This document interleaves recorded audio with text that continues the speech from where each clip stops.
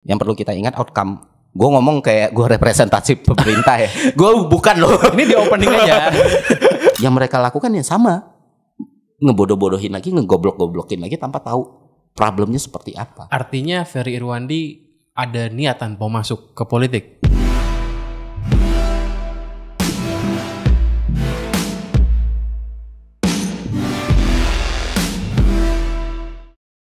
Nih thank you nih ya Bro Ferry nih, Pak Ferry. Asik. Gue ngundang lo sebagai pengamat sosial politik, pengamat kebijakan publik, dan juga calon politikus. Oh. Kapan-kapan siapa tahu kan calon. Jadi ini lower third-nya pengamat politik ya. Ya. Gue banyak betul lower third gue, Pak. Videografer, sinematografer, pakar filsafat ada. Ah iya. Iya, apalagi ekonom. Sekarang politik ya. Iya. Iya, saya warga sipil ya. Ya warga bisa sipil, jadi apa bisa aja. jadi apa aja. Bisa jadi apa aja. Lu kan, nih gue mau nanya soal tentang Kemenq dulu nih. Oke. Dikit-dikit. Lu kan baru bikin video tuh. Lu bilang GDP itu tidak menggambarkan kondisi ekonomi sebenarnya. Betul. Tapi kenapa nih negara ini tuh ngutang patokan undang-undangnya itu dari GDP gitu.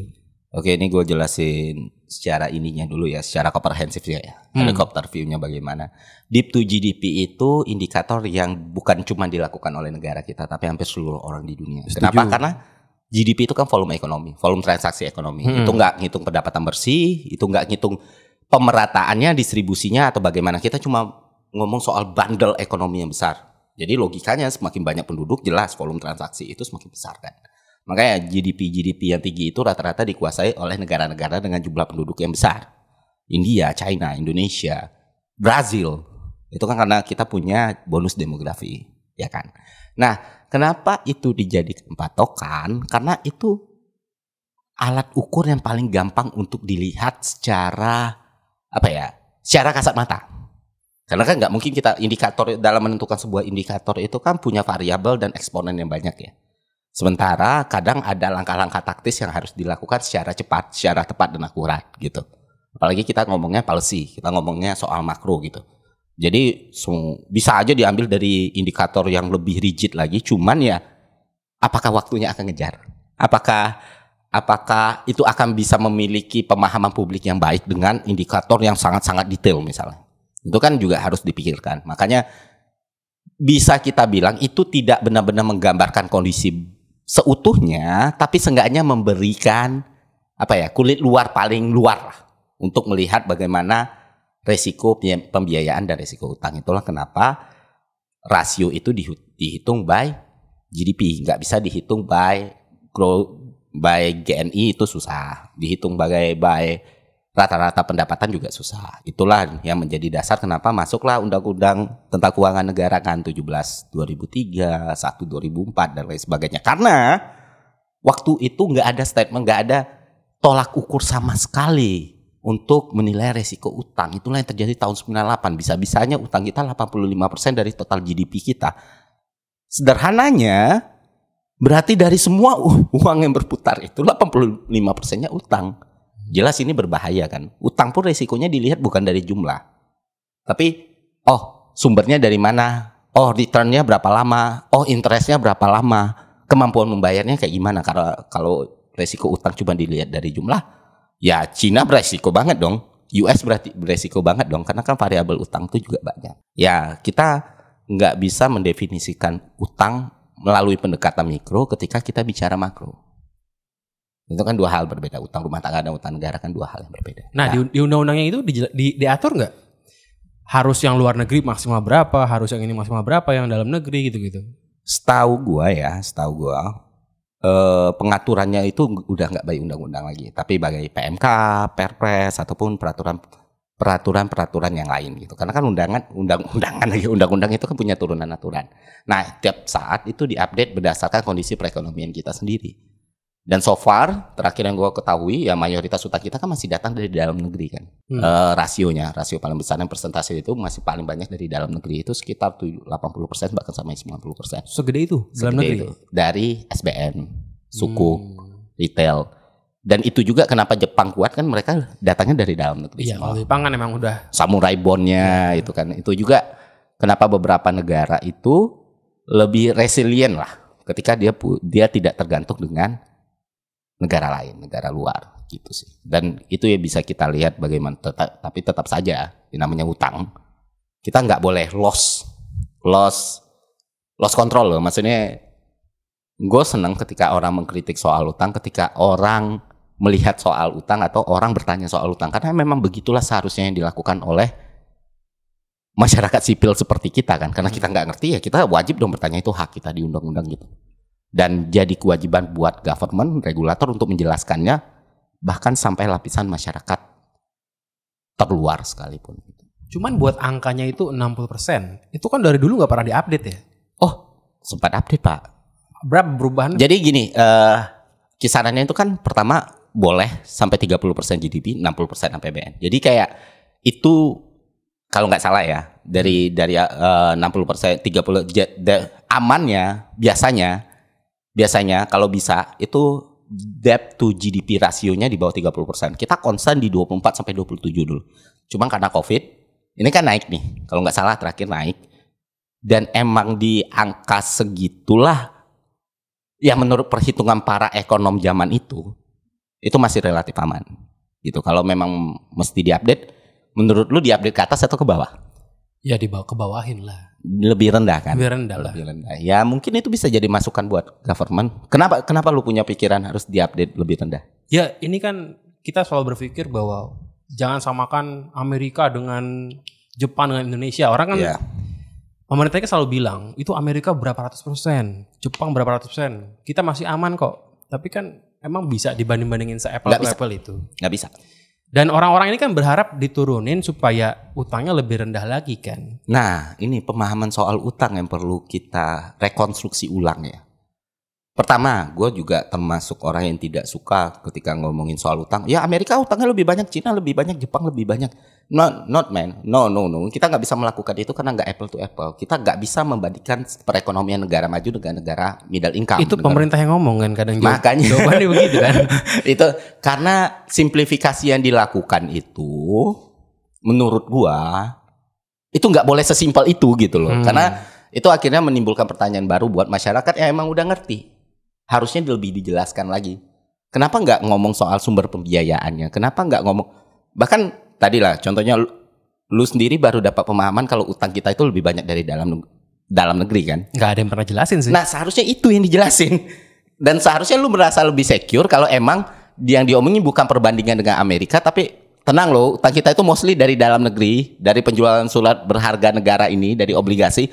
Itu bakal bikin orang, oh gitu toh. Lu nggak pernah nyaranin kah selama lu ada di dalam gitu?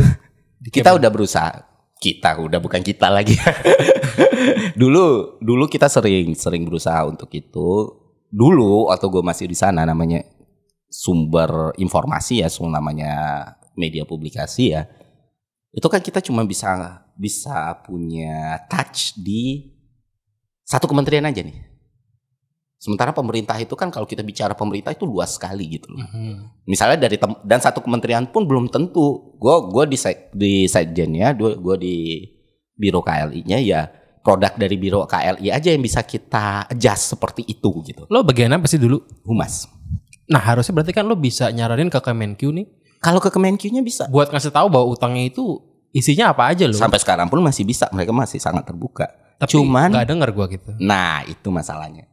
Masalahnya epicentrum informasi ini kan sebenarnya semua pembicaraan soal utang itu nggak cuma dikuat dari Ibu Sri Mulyani kan.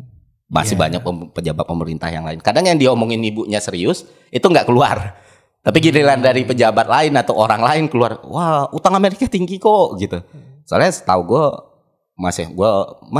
gue kerja berapa tahun ya, 8 tahun sama Bu Sri Mulyani, dia sangat-sangat akuntabel sama argumen yang dia sampaikan di ruang publik ya. Mau di pidato, mau di forum internasional atau nasional. Bahasa kayak gitu mungkin keluar, tapi pasti ada penjelasan setelahnya gitu. Soalnya soal utang ini kan sensitif ya. Orang itu mikir makin ngutang, makin tinggi pajaknya nih. Iya kan? Nah itu juga nggak linear. Nggak linear. Tapi linear. Bukannya pasti berkaitan kalau pajaknya akan dicari buat nambel dari manapun gitu kan? Enggak lah. Sistem yang namanya sistem anggaran negara kita, APBN kita ada T-account, ada I-account kan. Jadi negara kan tidak berbisnis. Yang perlu kita ingat outcome Gue ngomong kayak gue representatif pemerintah ya. Gue bukan loh. Ini di opening aja. Enggak, gue sangat-sangat kritis dengan pemerintah Republik Indonesia ya. Cuman karena gue punya pemahaman makro ini, jadi ya sebenarnya kita nggak bisa mengkomparasikan, meliniarkan antara pajak dan utang karena itu two different things gitu loh. Utang dan pembiayaan itu adalah cara negara untuk memberikan dukungan dan fasilitas kepada masyarakatnya. Karena negara seharusnya tidak berbisnis. Negara bikin APBN nggak mungkin bikin cuan dong. Wah, untung nih profit ya, nggak mungkin dong. Ya karena kan adanya kan nomboknya ditambal dari nggak pajak juga Pak. Banyak juga Pak, karena peruntukan untuk pajak itu bukan untuk pembiayaan biaya utang, tapi pemanfaatan masyarakat lagi. Jadi kan sumber pendapatan negara ada yang namanya PNBP, ada yang namanya pendapatan pajak, hibah dan lain sebagainya. Dan nggak yang setiap pertambahan pajak itu digunakan untuk pembiayaan bunga utang. Itu adalah asumsi yang sangat-sangat keliru dan salah. Nggak ada jalur APBN itu. Karena pendapatan negara per 2022 2.600 triliun, berarti 1.000-nya kita bisa untuk biayain utang. Nggak kayak gitu Pak. Cuma yang sering adalah sebenarnya yang perlu kita awasi itu bukan jumlah utangnya, tapi dari mana sumbernya. Terus bagaimana pembiayaannya, bagaimana cicilannya, dan bagaimana ekonomi berputar.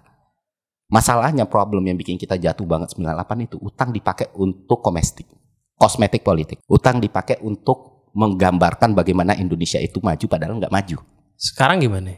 Sekarang at least dijadikan infrastruktur. At least sekarang dipakai. Lu yang sekolah di Jakarta, lu yang kuliah di Jakarta, lu yang hidup di Jakarta mungkin nggak terlalu ngerasain. Gua orang Sumatera, gua orang Jambi. Dulu dari Jambi ke Jakarta kami butuh sekitar 2 hari lebih atau bahkan 3 hari. Sekarang dalam 24 jam lu udah sampai di Jambi. Lu yang tinggal di Papua, lu nggak bisa ngomong, wah pemerintah pencitraan atau apa. Baru zaman ini mereka ngerasain BBM satu harga. Makanya kita nggak boleh, menurut gue ya, sebenci-bencinya dengan pemerintah kita ataupun setidak sukanya, sekritik apapun kita sama pemerintah. Begitu juga sebaliknya. Ya selalu tempatkan objektivitas di atas itu gitu. Mungkin ada dari itu, bagian dari itu yang dalam tanda kutip kosmetik politik yang ada pasti. Tetap ada. Ya. Nggak mungkin. Cuman seenggaknya kalau kita bandingkan di 98 itu utang dipakai untuk apa? Satu, subsidi listrik, BBM dan lain sebagainya, yang mana itu jadi beban APBN yang luar biasa. Kenapa itu diperlukan? Karena supaya terlihat semuanya murah, semuanya bagus. Dan bahkan ketika kita bicara makroekonomi ya, itu sebenarnya bisa lebih tahan lebih lama lagi. Walaupun dengan kosmetik politik itu bisa tahan, punya sustainable yang lebih bagus. Ya lu tahu Repelita, lu tahu program pembangunan Pak Harto dan segala macam. Kalau saja tidak digerogoti sama korupsi. Ya kan? Nah, yang bikin jatuh betul adalah udah itu kosmetik politik dikorup pula. Korupsi itu kan tapi nggak akan pernah hilang ya. Karena regulasinya nggak pernah jelas. Sampai sekarang pun kan bansos pun juga dikorupsi tuh. Ya nggak akan. Ya itulah karena nggak ada yang bikin orang takut untuk tidak korupsi. Lu bayangin lu jadi koruptor, lu bisa ngumpulin 1 T, lu masuk penjara, suka miskin kayak gitu Pak. Enak ya. Kalau misalnya koruptor dibilang penjaranya disamain sama kriminal yang lain, mikir-mikir. Duit sebanyak apapun kan, ya kayak semuanya difasilitasi. Sekarang koruptor nggak bisa dimiskinkan cuy. Ya, berarti paling nggak lu bilang sekarang lumayan karena orang daerah bisa ngerasain manfaatnya. Seenggaknya. Itu kan orang daerah. Lo orang Jambi, lo ngerasain. Nah, ini si orang kota gimana nih? Dia pada nggak ngerasain, pada bilang begitu ya. Misalnya bilang kayak gitu ya. Gue udah bayar pajak, gue dapat apa gitu. Nah, pemahaman soal pajak juga, pajak itu bukan insurance Pak. Jadi kan, tapi di kepala semua orang adalah pajak itu seperti insurance, timbal balik dan lain sebagainya. Itu kewajiban kita bernegara dan diatur dalam undang-undang. Dan dimanapun lu tinggal dan lahir, lu nggak akan lepas dari beban itu. Kecuali lu lahir di negara tax haven, di British Virgin Island misalnya lu lahir. Nah, semakin luas satu negara, semakin banyak populasinya ya, maka wajar kalau beban pajak itu semakin kita rasakan. Tapi kalau kita pakai catatannya, kalau kita compare by data, pajak kita ini nggak mahal loh. Pajak kita itu nggak yang setinggi itu loh. Kalau Pak Gamal merasa setinggi itu, berarti pendapatan Pak Gamal sebesar itu. Ini kan gue ngomong mewakili publik. Enggak, publik mana yang Bapak wakili? Publik pengusaha. Karena memang Aturan perpajak. Bapak ngomong pajak sama saya loh, Pak. Ya. Saya bayar biaya STNK nih, Pak. Iya. Dikasih jalan kan, meskipun bolong-bolong. Ya, gitu. Masih ada gue lihat deh hasilnya. Sementara STNK itu pun masuknya bukan pajak pusat kan, itu masuknya ke penerimaan daerah. Oke. Nah, itu contoh ke itu gue lihat lah. Maksudnya daerah ngasih timbal balik, jalannya dibenerin. Atau dia bikin flyover atau bikin apa. Oke deh. Nah, makanya kemarahan Bapak tentang jalan itu jangan diarahkan ke presidennya, tapi siapa yang berkuasa di daerah itu. Bapak di Jakarta? Jakarta. Siapa gubernur ya? Sekarang Pak Heru. Oh, proteslah sama Pak Herunya. Pak Heru, Anda itu hanya titipan. Balik lagi ya, tadi gue jelasin soal pajak tadi. Gini, di Indonesia ketika ada satu orang mengatakan pajak di Indonesia terlalu tinggi, maka kita bisa kemungkinan besar orang itu punya penghasilan yang sangat besar. Karena pajak kita kan sistemnya progresif ya. Iya. Bukan sustain gitu. Bukan yang konstan di situ aja. Kita ada tarif pajak untuk pendapatan 54 juta per tahun ke bawah itu bahkan nggak kena pajak di Indonesia. 100 juta ke atas 5%. Compounding lagi 15 sampai pendapatan lu 5 miliar per tahun lu punya 35% kewajiban PPh. Gila. Itu yang gila. Itu yang gila. Kemarin diomongin sama Bro Benix tuh kemarin. Iya, makanya sudut pandang orang yang melihat pajak Indonesia tinggi itu ya sudut pandang kalau nggak pengusaha orang kaya. Iya. Karena memang berat. Cuman kalau kita compare sama negara lain, kalau kita bicara negara Skandinavia aja, Denmark misalnya, 58% cuy. Semua. Ya argumennya Skandinavia kan banyak ngasih subsidi yang lebih dari Indonesia gitu. Nah betul. Itu argumen baliknya. Balik lagi ke siapa nih nelfon? Skandinavia 58%. Di US pun pajaknya juga lebih tinggi. Cuma azas dalam pajak itu kan keberadilan. Jadi orang yang tidak punya penghasilan yang tinggi tidak dibebankan pajak yang besar. Orang yang punya penghasilan pajak yang besar dibebankan pajak yang lebih tinggi untuk crossover ini. Itulah kenapa negara seperti ini, negara yang berharap kesejahteraan itu bisa merata, itu benar-benar nggak bisa digorogoti yang namanya korupsi. Karena sudahlah membebankan orang, dampaknya nggak dirasakan karena beberapa oknum yang emang benar-benar ngambilin uang-uang itu. Udah dicari nih uangnya, udah ada uangnya, pas mau didistribusikan ke daerah, ke orang, ke person, itu udah dipotong sekian banyak. Akhirnya yang diterima masyarakat tidak sesuai dengan apa yang menjadi haknya sebagai warga negara. Contohnya tanya ya bansos kayak lu bilang. Jadi problemnya adalah bagaimana pajak itu tidak terasa dampaknya karena ada masalah sistemik yang luar biasa di birokrasi kita. Beberapa orang terlalu rakus ya kan. Nih, gue mau nanya lagi nih, sebagai warga sipil, lu kan tinggal di sekitaran Jakarta, setuju? Oke. Iya kan ya, lu berarti kan merasakan pembangunan Jakarta nih. Iya. Lu tuh lebih suka gayanya Pak Ahok atau Pak Anies? Pak Ahok kan main hajar. Gaya dia bikin kebijakan gitu loh. Gaya. Kalau gaya lebih suka Anies. Pak Anies. Karena? Lebih politikus. Lebih banyak negosiasinya maksudnya gitu? Iya, karena kalau dia punya gagasan dan ide, seharusnya dia berpikir juga bagaimana ide dan gagasan itu punya sustainability yang bagus. Posisi yang kuat. Dan keberlangsungan yang panjang. Kalau dengan cara Pak Ahok kemarin, katakan misalnya kita bikin komparasi ya, Pak Ahok itu sebenarnya punya ide yang lebih besar gitu, atau niat yang lebih baik, katakanlah seperti itu.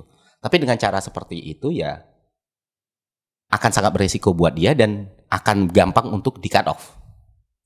Tapi Pak Anies lebih ngerti medan, lebih tahu dan lebih bisa menyesuaikan kondisi itu. Dia kan nggak pernah yang merespon terbuka kritik dan hujatan ke dia kan. Itu salah satu cara Pak Anies menguatkan legitimasinya di politik dan cara berpolitik yang patut dipelajari oleh semua orang ya. Dan dia nggak pernah sekalipun menanggalkan jubah akademisi dia. Dia nggak baper lah. Iya, dia nggak baper dan dia masih tetap Anies yang sama. Apa kebijakan Pak Anies favorit lo? Pejalan kaki sih. Ruang apa? Itu gila sih. Itu tidak populer tapi dia berani, itu harus diapresiasi. Itu gue rasakan keindahan Jakarta di zamannya Pak Anies. Apalagi Asian Games sih. Bahkan gue kaget ya, ke Senen pun, di perempatan Senen yang jeleknya itu bukan main, sekarang tuh kayak di luar negeri. Iya, perempatan Senen. Tempat-tempat yang buruk-buruk di otak gue nih yang kayak ini daerah-daerah kumuh jadi bagus. Ya, dan Pak Anies kan concern sama fasilitas publik itu juga bagus. Cuman beberapa catatan juga perlu kita lakukan sebagai orang yang hidup di Jakarta. Misalnya kayak ada hal yang sudah bagus ternyata nggak bisa dirawat ulang atau nggak bisa dijaga sama Pak Anies, misalnya kayak kali jodoh itu kan kita harus akui dulu tuh sempat bagus banget dan balik lagi gitu. Dan Pak Aniesnya pun udah clarify gitu, udah bilang dia banyak sekali pekerjaan yang harus dia lakukan untuk ibu kota gitu. Dengan waktu yang ada untuk membersihkan semua kan kita harus tahu prioritas dan segala macam. Cuman apakah kerja Pak Anies tidak terlihat? Kita nggak bisa bilang kayak gitu, juga terlihat kok. Dan apa yang ditakutkan orang soal wah Jakarta bakal jadi ibu kota yang konservatif, fundamental, enggak juga, kayak biasa-biasa aja semuanya. Di sekitar sini kalau malam masih buka gitu kan. Maksudnya artinya Pak Jokowi lagi, Pak Anies itu benar-benar nggak seperti yang ditakutkan orang-orang dan yang di framing ke orang ke dia gitu. Dia masih bekerja dengan sangat baik dan so far sejauh ini ya itu belum ada kena korupsi apapun. Gue tuh bar gue untuk seorang politikus atau entitas politik itu rendah sekali loh. Lu nggak korupsi aja udah lu bagus gitu. Yang penting belum ketahuan. Ya ketahuan ada sisi lain ya. Cuman apakah dia ya buktinya sampai sekarang kan enggak. Kalau ketahuan ya lain lagi. Dibilang konservatif karena pas kampanye dulu kan mau nutup Alexis. Dan ternyata kan emang ya Alexis ditutup karena menyalahi aturan dan izin kan. Tapi kan image-nya tuh kan gitu konservatif kan. Cuman gayanya Pak Ahok ya. Contoh gue tinggal di Kampung Melayu nih, dulu waktu gue kecil. Dulu tuh kalau banjir sampai puser, begitu dia bantaran kali dia gusur dipindahin ke Rusunawa, itu jadi nggak pernah banjir loh. Itulah hebatnya. Itu gila loh. Dan lu harus apresiasi itu ya. Oh iya itu gue rasakan jelas-jelas tidak banjirnya itu. Dan masalahnya kan kayak gue bilang tadi Pak. Kenapa ketika lu tanya gaya kepemimpinan, gaya berpolitik, gaya berpolitik Pak Ahok tidak baik. Kalau menurut gue ya, maksudnya gaya berpolitiknya yang terlalu belak-belakan, terlalu eksploitatif gitu. Baperan juga kali. Iya, jadi sayang karena gue masih sampai sekarang masih percaya Pak Ahok tuh orang bagus gitu. Seharusnya ada hal yang bisa lebih dia kendalikan supaya gagasan dia jadi jauh lebih besar lagi. Jujur aja Pak, saya di sini di Jakarta itu 2009 lah. Dari 2009 saya merantau Jakarta itu berarti ada waktu itu Pak Sutioso atau udah Pak Foke ya. Beberapa kali ngelewati gubernur ya, Pak Foke lah katakan. Foke. Ya, Pak Jokowi, Pak Ahok, Pak Anies. Dan gak ada satupun yang menurut saya minus banget tuh, gak ada. Semuanya punya legacy di sini. Even Pak Jokowi 2 tahun di sini pun punya legacy. Nah, yang gue sayangkan tuh orang-orang seringkali oposisi biner gitu loh. Jadi kayak orang yang benar-benar cinta sama Pak Anies melihat apa yang dilakukan Pak Ahok itu nothing. Orang yang cinta sama Pak Ahok melihat apa yang dilakukan Pak Anies itu nothing. Padahal lu bisa mengkritik dengan objektif dan lu bisa mengapresiasi dengan objektif pula.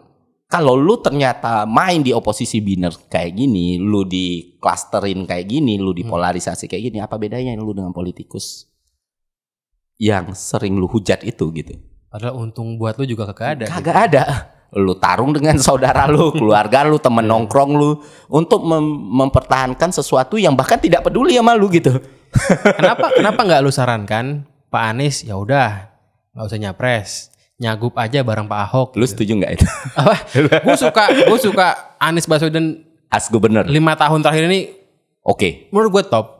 Paling tidak di tempat gue tinggal, di tempat gue berkelana di Jakarta, itu perubahannya masif sih. Perubahannya gila menurut gue. Dan dia juga kan dia ngebuka akses motor balik ke Sarinah itu. Ya, itu kan buat gue seorang yang dulu kerja pulang balik pakai motor itu kan sangat membantu ya, dan harus diakuin. Masalah yang sering dibahas JIS misalnya, kita harus akui itu bangunan yang luar biasa megah gitu. Nah problem JIS ini juga Pak, gue bingung kenapa berlebihan ya. Segala lini ya, gue nggak cuma ngomong soal yang ngekritik Pak Anies berlebihan, yang ngebela juga berlebihan. Sebenarnya kan ini simple, ini ada Piala Dunia, mau direnovasi, ya udahlah renovasi gitu. Kalau emang harus renovasi, pada akhirnya orang juga tetap tahu itu legasinya Pak Anies. Pak Aniesnya sendiri udah ngomong kayak gitu. Kenapa harus, kenapa ruang publik yang tercipta seakan-akan Pak Anies sudah melakukan 100% pekerjaan dengan sempurna, tapi di satu sisi seakan-akan Pak Anies itu nggak ada baiknya. Ini kan kenapa lu harus habiskan energi lu untuk itu? Karena begini Fer, kelihatannya tuh anehnya adalah kenapa waktu visit JIS itu bener-bener all squad, full squadnya ada Menteri BUMN, ketua PSSI, menteri PUPR, datangnya tuh lengkap semua. Sementara di stadion lain tuh nggak kelihatan kayak begitu gitu. Katakan ada pesan politik, Pak. Ya sudah, ya udah itu pesan politik lah. Atau itu Pak Jokowi sendiri mengakui dia cawe-cawe atau itu agendanya presiden or something like that. Katakanlah seperti itu. Tapi jangan sampai kita lepas dari objektivitasnya nih. Ini stadion mau dipakai untuk Piala Dunia. Dan seperti kebanyakan stadion lainnya, ya udah kalau emang perlu renovasi ya tinggal renovasi, nggak perlu dijadiin pembicaraan publik yang bikin orang gontok-gontokan satu sama lain gitu loh menurut gue. Dan kalau emang itu yang jadi problemnya, bahas message politik itu, cara pesan politik itu disampaikan. Itu yang dibahas. Enggak, Pak. Kalau Bapak lihat di ruang publik kan dibahasnya kok ini apa namanya segitu inginnya mendowngrade Anies itu kan. Ini kalau pembahasannya di situ saya setuju. Cuman pembahasan yang ada sekarang adalah JIS itu udah level Tottenham Hotspur. Gak perlu direnovasi dan standar FIFA. Yang satu lagi bilang, wah JIS ini kayak lapangan Tarkam. Ngapain lu debatin itu? Kalau lu mau debatin itu dan interest lu emang di politik, go ahead untuk ngomongin soal message politik ini ya.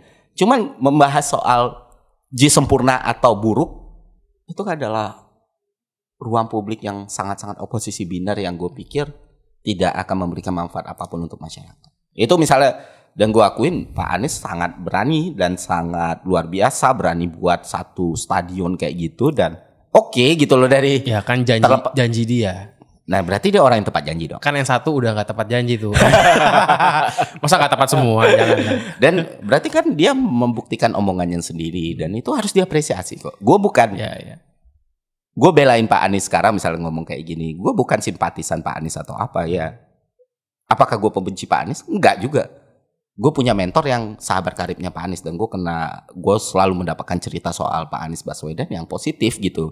Makanya kadang gue mikir Pak Anies ini mungkin bukan manusia sempurna sama seperti kita semua, tapi nggak 100% yang dia lakukan buruk. Kalaupun nanti ada masalah ya selesaikanlah dengan secara adil dan lihatlah secara objektif gitu tentang melihat bagaimana seorang Anies Baswedan gitu. Dan apa salahnya dia mengikuti kontestasi politik selanjutnya ya? Nggak tahu kenapa ya? Kenapa sih menurut lo orang itu benci banget sama Pak Anies yang gue tuh nggak pernah lihat kebencian sebenci ini gitu di era gue hidup kepada suatu tokoh gitu. Dan dari spektrum lu ketika berseberangan mereka juga akan punya pesan yang sama. Kenapa orang sebegitu bencinya sama Pak Jokowi ya? Iya. Sesuatu yang tidak masuk akal menurut lu belum tentu masuk akal buat orang lain. Karena ini tadi Pak, collateral damage yang dihadirkan sama budaya politik kita itu udah terlalu besar kayak gitu sampai kita terjebak pada chamber-chamber masing-masing. Dan kalau lu berani keluar dari chamber ini, lu ngelihat the bigger view-nya gitu. There's something must change in our.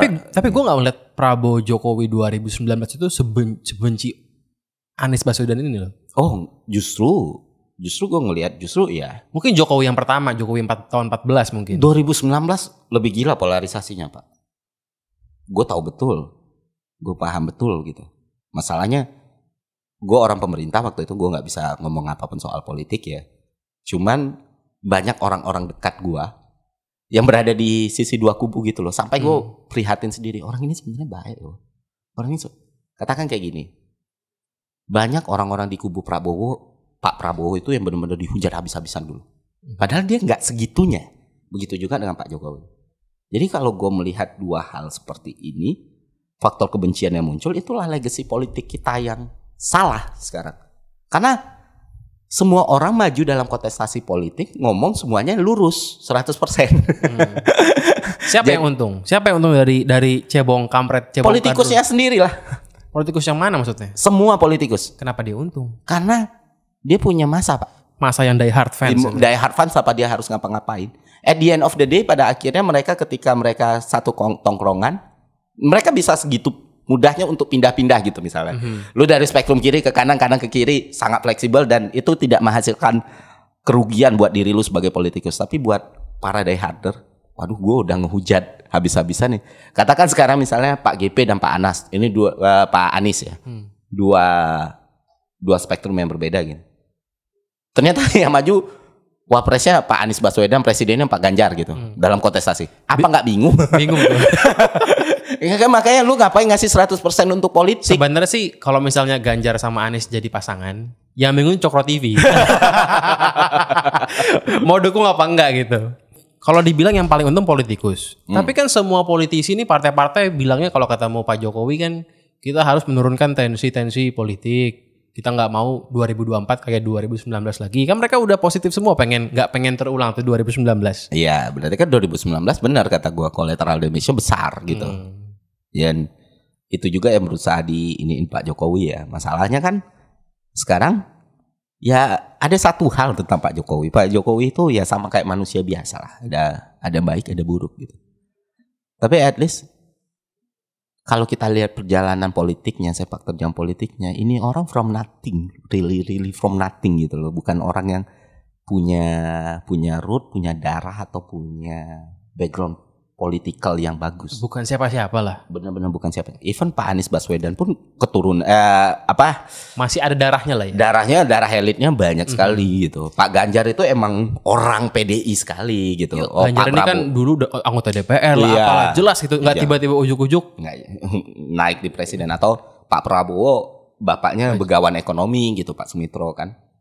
Tapi Pak Jokowi itu benar-benar contoh nyata kalaupun lu nggak punya semua itu, lu masih bisa jadi presiden. Tapi mungkin nggak sih ada orang kayak Jokowi lagi yang segitu mulusnya nasibnya gitu? Kayaknya nggak mungkin ya. Itu one of lifetime. Itu kan one of lifetime sih ya. Jadi di situ kan kita bisa melihat kalau chance itu ada ya. Tapi yang gue bingung adalah ketika orang-orang dulu menghujat Pak Jokowi pelangap longo, Pak Jokowi nggak pintar dan segala macam. Men, nggak ada political move kayak Pak Jokowi, cuy. Itu harus lu gugurkan loh. Nih orang sekarang semua orang ke dia sekarang. Even itu gilanya sih. Itu dari nothing jadi the most powerful man itu gitu. Perubahan karakter yang gila banget gitu. Itu emang by design dari awal. Pak Jokowi kan bukan seorang orator yang baik ya kayak Pak Anies atau kayak Pak Prabowo atau Pak Ganjar yang emang bisa bernarasi dengan luar biasa. Tapi political move-nya kalau lu emang interest sama politik itu bisa jadi bahan riset dan tesis yang luar biasa loh. Bagaimana dia bisa punya kekuasaan segitu besarnya, bagaimana dia bisa membuat orang yang dulu jadi sponsornya, yang dulu naikin dia, yang dulu jadi mentornya sekarang bermentor ke dia. Lu bikin guru lu jadi murid lu gitu. Ya nggak kebayang ya. Lawannya pun sekelas Prabowo.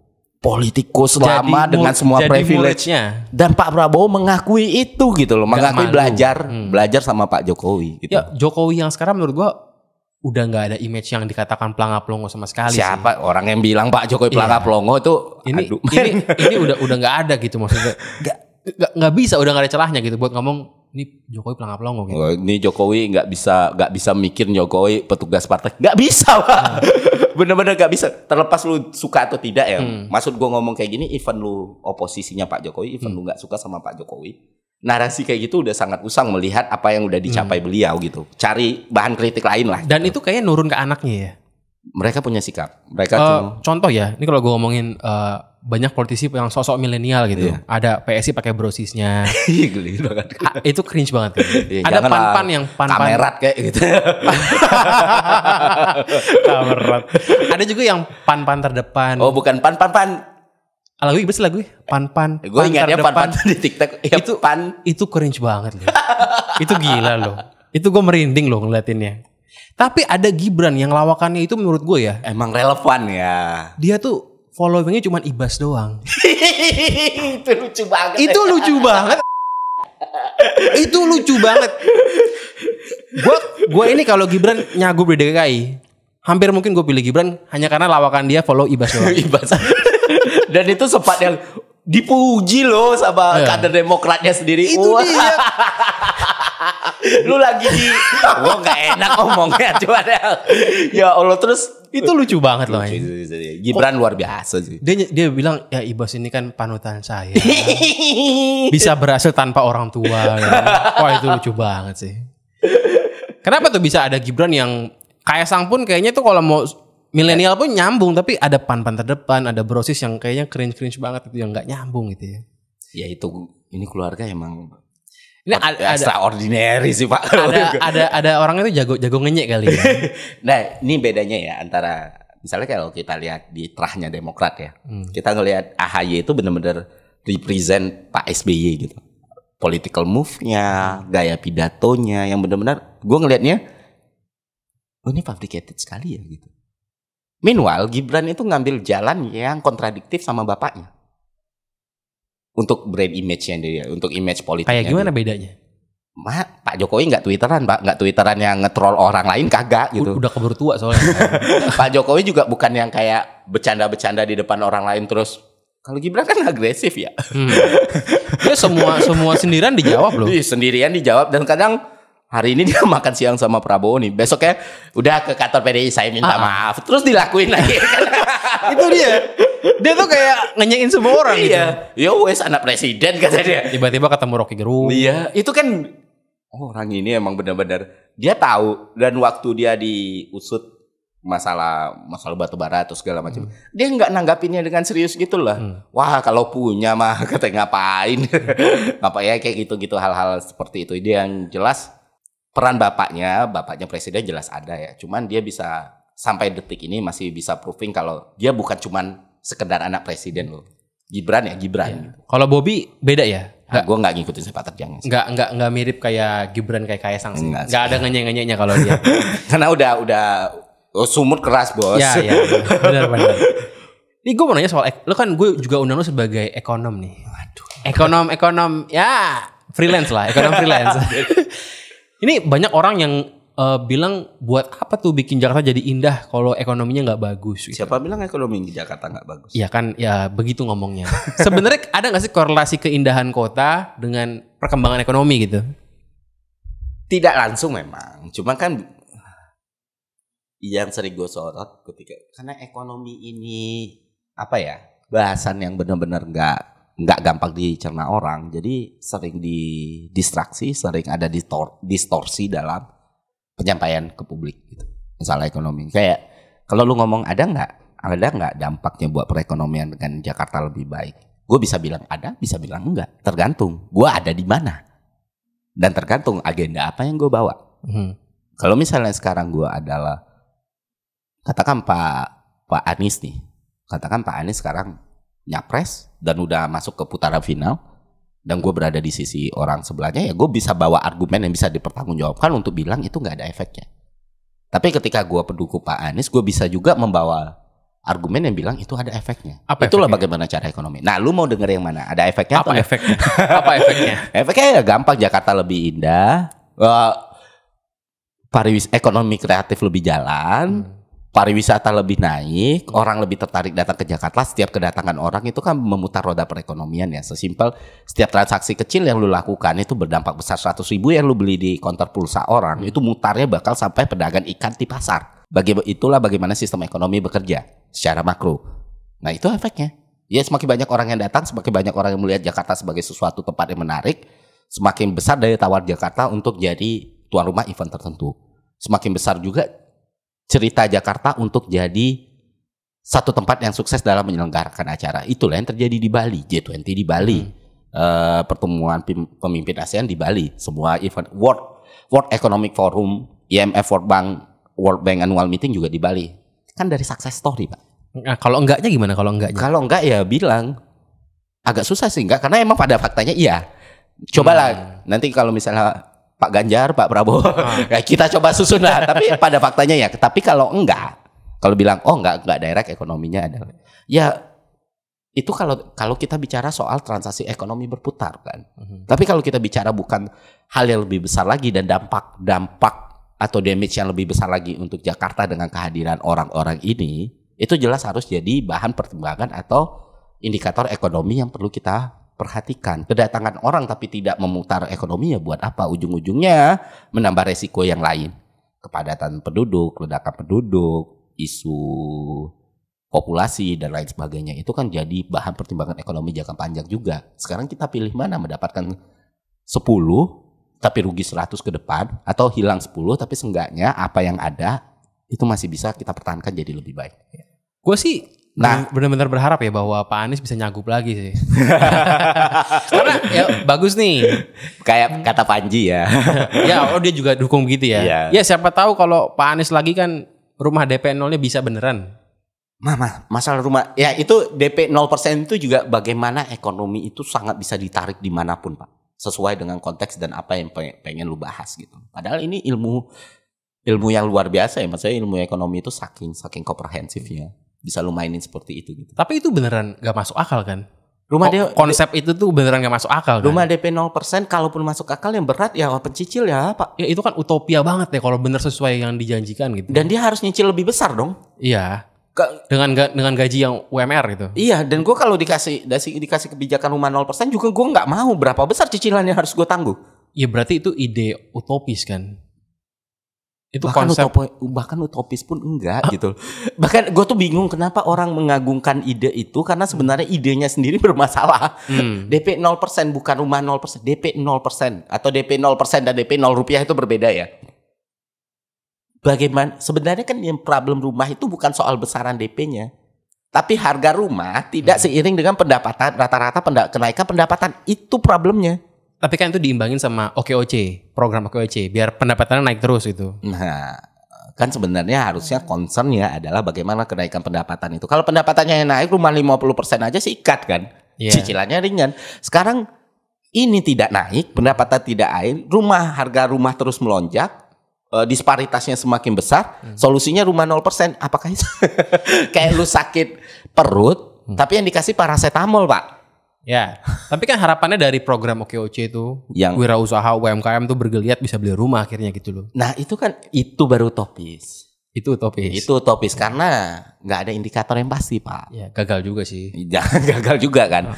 Seharusnya kalau kebijakan properti dibuat kayak gini, tekan diregulasi lah.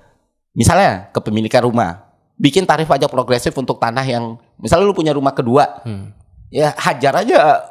Tapi beranikah begitu? Nah itu. Nanti orang pada kabur nanti. Nanti pengusaha nggak cinta lagi, nggak sayang lagi.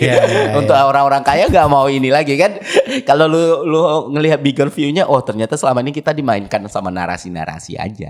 Kalau sebenarnya emang pengen orang Jakarta lebih gampang buat rumah, lebih gampang punya rumah, tekan diregulasi. Dan orang juga gue kira nggak keberatan dikasih subsidi untuk kepemilikan rumah atau rumah subsidi yang dibanyakin gitu. Itu kan lebih konkret daripada 0%. 0% pun gue nggak mau Pak beli rumah DP 0%. Bayangin berapa besar biaya yang harus gue keluarkan per bulannya karena gue nggak ada yang nge-DP. Sementara pendapatan gue nggak naik. Sekarang jamin dulu pendapatan orang naik. Masalah itu 20%, 30%. Pada akhirnya kan semua orang pengen beli rumah cash Pak. Ya kalau bisa. Iya kalau bisa. Kan. Kecuali kebijakan 0% dengan bunga cicilan 0% juga. Nggak mungkin. Salah. Bisa bangkrut itu. Makanya gue bingung. Kalau misalnya Pak Gubernur, Pak Anies, kalau misalnya jadi gubernur lagi, gue kira itu salah satu kebijakan yang harus dievaluasi. Itu janji politik yang harus dievaluasi. Maksud gue tahu dalam berpolitik lu perlu bikin produk publikasi yang emang bombastis dan menyentuh masyarakat secara langsung, tapi seenggaknya bisa akuntabel. Nah, ujung-ujungnya apa? Ujungnya jadi bukan rumah tapak tapi rumah atas. Ya ngapain? Tapi emangnya perlu ya kita sebagai calon eksekutif nih bikin narasi yang bombastis, padahal sebenarnya kan orang-orang kita itu milihnya kayak based on selera. Yang paling nasionalis, yang paling agamis, yang paling Pancasila. Betul. Sekarang kan urgensinya seberapa pentingkah sebuah ide dan program. Kalau pada akhirnya manusia ini milihnya subjektivitas juga kan. Ya gue kira itu bukan kondisi yang bukan kondisi yang ideal ya. Kalau dengan sistem yang ada sekarang itu nggak ideal sama sekali. Itulah yang bikin gue tertarik sama politik, karena ini harus diubah. Yang diubah bukan cuma sistem dan birokrasi politik dan budaya politik kita, tapi awareness kita soal politik itu sendiri. Kita nggak akan pernah beranjak kemana-mana, kita bakal kena terus middle income trap ini. Kalau kita masih melihat politik dengan cara yang sama. Menurut lo itu sangat berkorelasi? Sangat berkorelasi Pak. Sekarang gini, kita bagi cluster, kita bagi orang layer per layer ya. Orang yang well educated, orang yang emang punya privilege untuk mendapatkan akses informasi dan pendidikan yang baik, itu melihat politik itu sebagai barang yang luar biasa kotor dan gak mau bersentuhan. Ujungnya mereka ngambil posisi yang benar-benar apatis terhadap politik. Nah ini orang-orang yang kita harapkan sebenarnya untuk masuk, buat memberikan sesuatu yang lebih impactful lah. Tapi ujungnya itu haknya mereka untuk lari dari situ atau kabur dari situ. Dan emang lebih aman seperti itu gitu loh. Misalnya kayak sekarang lu lu influencer, lu YouTuber gede. Ngapain lu masuk ke politik? Ngapain lu bicara soal politik? Sementara itu bisa menghasilkan resiko lu kehilangan endorse atau brand gitu. Sementara di politik bukannya dapat duit, lu bakal kehilangan banyak potensi pendapatan. Ya mending gue menepi. Dan ketika gue mengkritik dan ketika gue mencela politikus, fans gue bakal seneng. Gue bakal dibilang idealis, tapi gue sendiri nggak punya nyali buat mengubah sesuatu gitu atau melakukan sesuatu.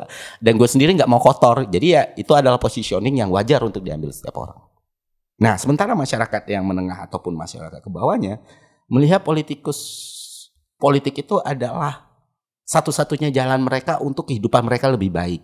Jadi ketika mereka punya satu kecintaan pada satu sosok, mereka menggantungkan semua harapan pada sosok itu. Sementara mereka tidak memiliki pemahaman seperti orang-orang yang well educated ini, Pak. Jadi cara berpikir mereka sangat-sangat simpel gitu loh. Gue suka dan gue pasti yakin kehidupan gue akan lebih baik kalau gue pilih dia. Dengan cara apa? Dengan cara ya orang-orang yang serangan fajar, orang-orang yang main kayu, orang-orang yang ngamplop.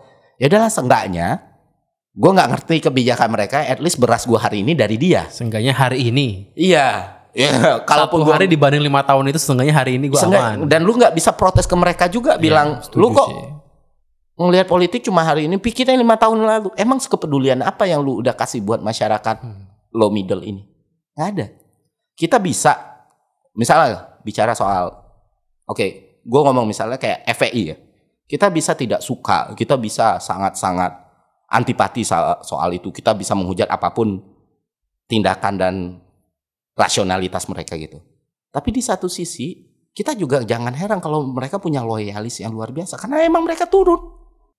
Ya, loyalisnya gila sih. Iya kan? Kita nggak bisa aja karena memang mereka, yang gue dengar, gue wawancara beberapa anggota ya, beberapa itu melihat mereka orang yang tersisihkan dari masyarakat.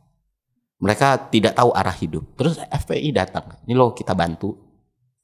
Ayolah ikut kita kegiatan, ayolah kita kasih impact yang lebih bagus untuk masyarakat. Oh ini ada banjir, tolong dong. Dari situlah yang namanya loyalitas terhadap satu entitas ataupun sosok muncul kan. Itu yang nggak dilakukan manusia-manusia yang punya privilege ini. Mereka cuma sebatas, gue protes aja. Tapi apakah mereka masuk ke kultur masyarakat paling dalam, paling rendah? No. Tapi ketika itu jadi satu barang yang besar, yang mereka lakukan yang sama, ngebodoh-bodohin lagi, ngegoblok-goblokin lagi tanpa tahu problemnya seperti apa. Artinya Ferry Irwandi ada niatan mau masuk ke politik? Never say never lah. Never say never berarti itu jawaban politikus nggak ya?